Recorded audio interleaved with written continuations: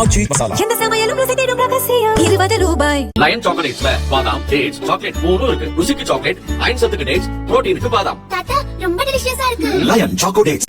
Cooker விசில மறந்து உணவு வீணாகி போச்சா? இனி அந்த கவலையே வேண்டாம். வழங்குகிறோம் உலகின் முதல் விசில் கவுண்டர் குக்கர், புதிய அல்ட்ரா குரோனோ.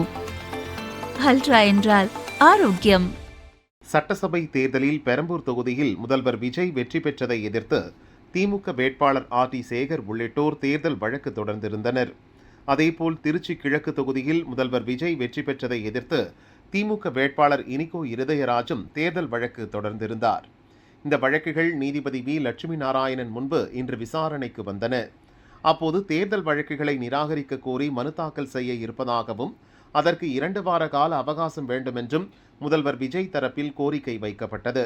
அந்த கோரிக்கையை ஏற்க நீதிபதி மறுத்தார். மக்கள் பிரதிநிதித்துவ சட்டத்தின்படி தேர்தல் வழக்குகளை 6 மாதத்துக்குள் முடிக்க வேண்டும். கடந்த முறையே வழக்கை நிராகரிக்க கோரி மனு தாக்கல் செய்ய கூடுதல் அவகாசம் வழங்கப்பட மாட்டாது என கூறியிருந்தேன் என நீதிபதி தெரிவித்தார். இதேபோல் அமைச்சர் ஆதவர்ஜுனா தரப்பிலும் அவகாசம் கோரப்பட்டது. இதற்கும் 2 வாரங்கள் அவகாசம் வழங்க மறுத்த நீதிமன்றம் ஆகஸ்ட் 27ஆம் தேதி வரை மட்டும் கால அவகாசம் வழங்கியுள்ளது. அதற்குள் தேர்தல் வழக்குகளை நிராகரிக்க கோரி மனு தாக்கல் செய்யாவிட்டால் முதல்வர் விஜய் மற்றும் அமைச்சர் ஆதவர்ஜுனா தரப்புக்கு தலா ரூபாய் 50,000 அபராதம் விதிக்கப்படும் என எச்சரித்துள்ளது.